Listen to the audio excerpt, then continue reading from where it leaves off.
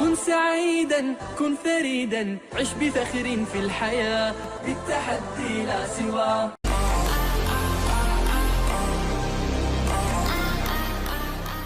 Hello, good morning and welcome to today's quick tutorial on how to use Classkick for your exam invigilation. This tutorial is for teachers who are not very much familiar with using Classkick.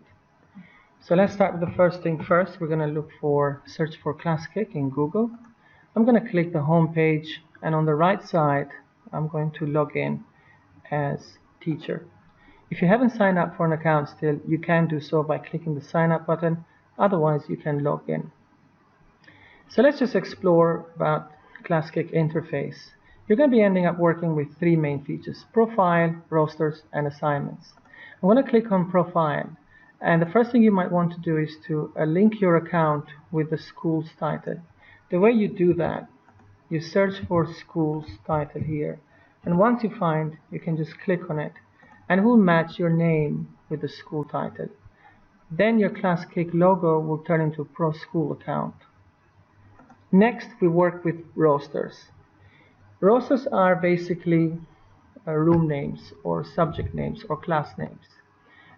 The way we do that, let's say for example today you're being invigilating the Arabic exam.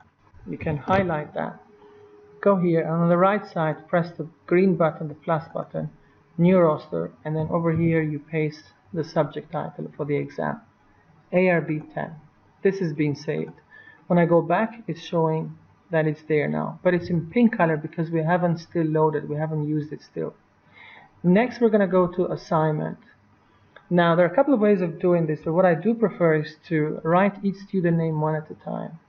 We will explain later as to what's the reason behind writing students' name one at a time.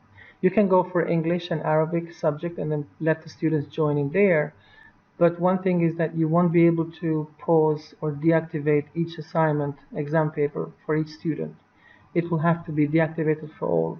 This will give you an issue because when students log in late at 2:10, for example, 2:15, all of the students will be affected once you deactivate the exam.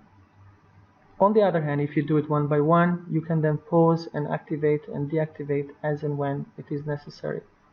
So to do this, I'm going to go to my student list, and let's say I'm going to go for Rashid's name, and I'm in assignments, and I'm going to click the plus green button and then create from file.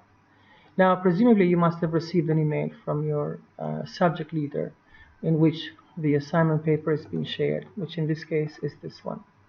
Okay, a new box will appear which will scan the pages that are found in this exam paper. Once you're happy with it, click on import all pages, and you can see that these 4 pages are being imported. Click finish. A new window will come up. It will take about a few seconds for the pages to be generated, to be uploaded. A new window will come up in which you're going to write the subject name, so in this case Arabic, and the student name. Now this is saved. Next, we are going to click on the assign option. Before we do that, you might want to explore about the subjects here, but these are all optional, okay, and the grade the student is studying in. Next, we're going to assign. Now we need to assign it to a roster, which is what we did earlier, the ARB. Now because this is an Arabic exam, I'm going to choose ARB. Now I have an option where I can share my exam with my student. So let's say I am the student. Classkick. I'm going to go to the home page, and this time I'm going to log in as student. So this is Rashid's view of how he's accessing the site.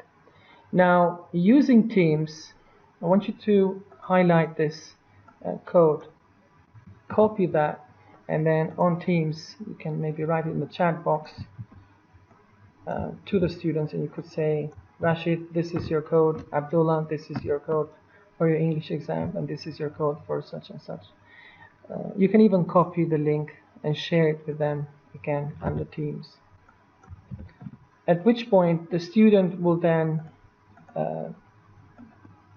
type in the code from his side. He will type in his name, and he will then press go. At this point, you can see that from your side that Rashid is logged in. The way you do that is by clicking on View Work. There is his name, and this is telling us that he's working on page 1. At this point, the student tell the students to click the T text button option, and then they can start typing their name here. Okay. And once they do that, you see that whatever they type is actually reflecting here on the screen. So if you see that a student misses out to write a student account, a student section, a student ID number, a section, etc., you can remind them to do that, especially if it's an Arabic exam. Next, you would see that students can go into the next page and so on. We're not going to go into that because this is belonging to the Arabic department. Once a student is being listed here under the Arabic exam, you will then go to the next list of students, and then you will create another assignment. Okay, create from file. You will upload the paper for as many students as you have, and then you will assign the roster just like we did. Okay, now as I mentioned, this way we can individually check the progress of each student. And once the student is done, you can then remind them that their time is up, 30 minutes have gone, and then you go to assign, and you can then lock the assignment. Now, what's going to happen in Rashid's case, so imagine you finish the exam, it says that your teacher has locked the assignment, you will not be able to make any changes to your work, which is obviously how it should be because the 30 minutes have passed. Which brings us to this question, that if Hamad Abu Bakr, for example, another student, logged in at 2:15, 10 minutes later, or 5 minutes later, you can then allow Hamad's work to still continue. This is not assigned still. And allow Rashid Jamil not to be able to type anymore. And that's a good thing. Okay.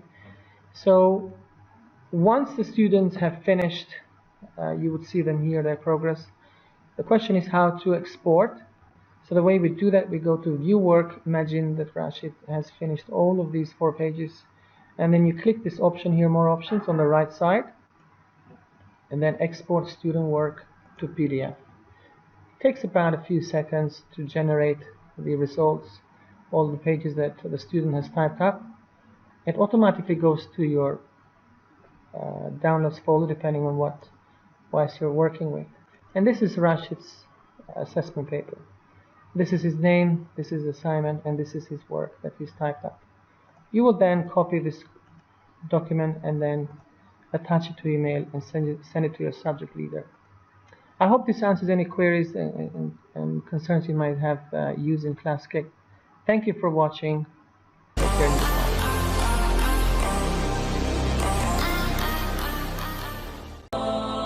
كن سعيدا كن فريدا عش بفخر في الحياة بالتحدي لا سواه.